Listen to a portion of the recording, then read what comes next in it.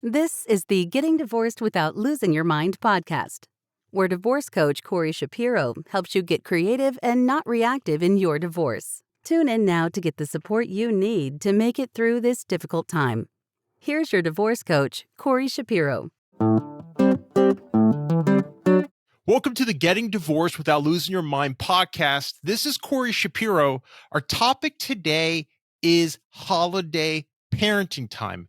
It's the end of the year. It is overwhelming having all these holidays, but it's also such a fun time, especially for children who look forward to these traditions.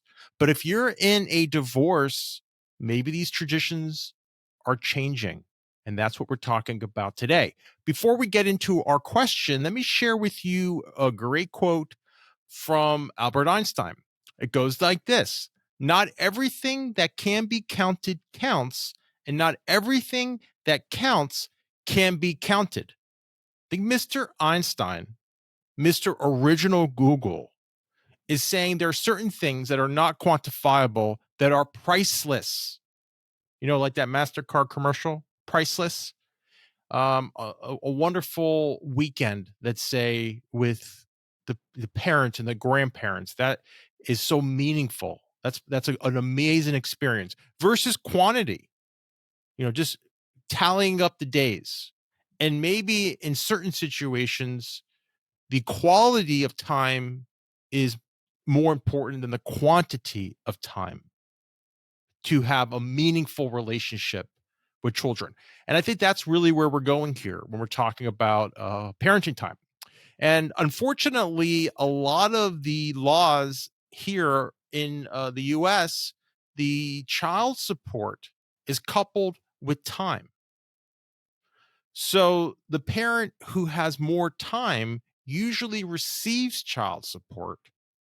And that's usually the big fight, where it has nothing really to do with the children. It really has to do with the adults, the parents' financial issues. It seems that a better idea would be having the parenting time divorced from sharing of time. So maybe in a certain situation, even if you have a parent who makes more money, maybe that parent should pay child support for the best interest of the children, right? I saw, for example, I believe that Adele in her divorce made a lot more money than her husband. And I believe she bought either her a house or him a house right next door. And that just makes sense to me. And I hope that's where the law will move. But right now, this is what we have. And let's see if we can answer this question we have today about holiday parenting time. It's from Leonard. It goes like this: my wife and I, along with our 9-year-old daughter, have always celebrated the winter holidays with her family throughout our marriage. But now we're on the verge of divorce. She wants to keep up this tradition and go to Florida, but without me. Despite our pending divorce, I still want to join them in Florida due to my strong bond with her family. I think it's important to maintain these traditions. However, my wife disagrees. She even warned that she might seek a protection order against me if I insist on going. This leaves me feeling puzzled and wondering if I made a mistake. Well, Leonard, no mistake has been made yet. So thank you so much for submitting this question. And I really have to give you a shout out, because that's the whole point of my book. That's the whole point of this podcast, is to evolve our thinking, to just take a moment and move past our immediate reactions, and to make sure that these decisions that happen in the short term help us long term. So really great job reaching out, Leonard, with this question. And I think your intention, it sounds like your intention is solid. You want to have, it sounds like, just quality family time. You know, what's the problem? Looking at it from the children's view, I'm sure they want their father there. If you have good relationship with the in-law, what is the problem? Well, the only problem is your wife disagrees.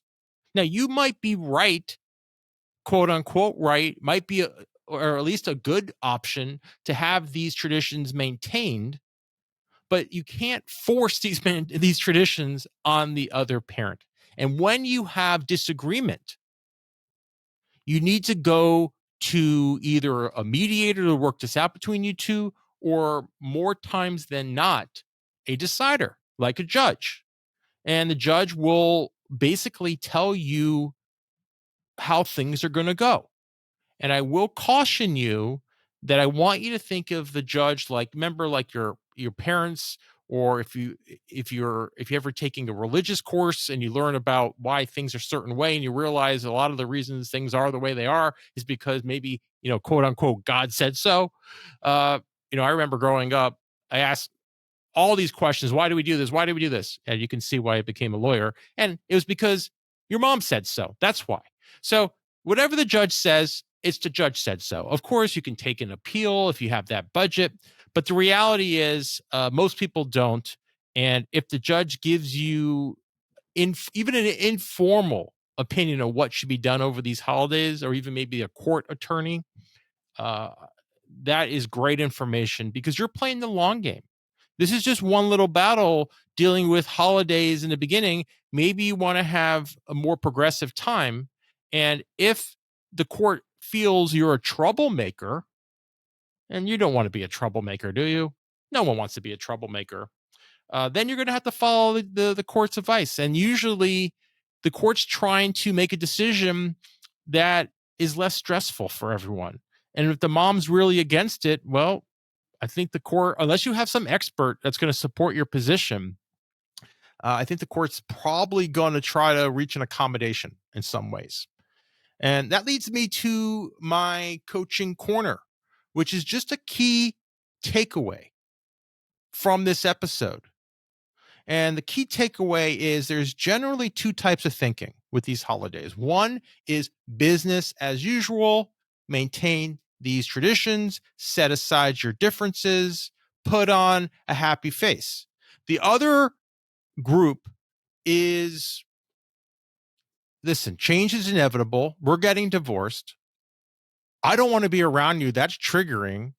I can't put on a happy face because I don't want to be fake. I want to be relaxed. The kids sense that. And let's just be real. We're moving forward. We're getting a divorce.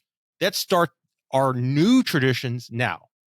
And when you have these two schools of thought, A and B, you need either to work this out in mediation, or you need a decider. And hope you have a wise judge who can work out these family dynamics, which could be so tough, right, Leonard? Could be so tough. All right, so we're wrapping up our episode. We did this topic of holiday parenting time. I hope you found it was useful. If you have a question for the podcast, please submit a voice question at question.gettingdivorced.org. This is not only are we wrapping up this episode, we are wrapping up the year. So happy holidays to everyone. If you want to send us feedback, please do so at gettingdivorced.org. Next year, love saying that, next year, 2024, we're kicking off the new year with our annual special episode. We're replacing our normal programming with our book club. And it's our book club on Getting Divorced Without Losing Your Mind 2024 edition. The book came out 2022, the first edition. And we're going to review the key points. We're going to also maybe go into some new areas that I'm thinking for the second edition.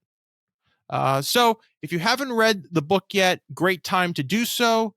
Also, you can listen to the book. It's on Audible, and it just came out on Spotify. Spotify started doing audiobooks. We put it on there too.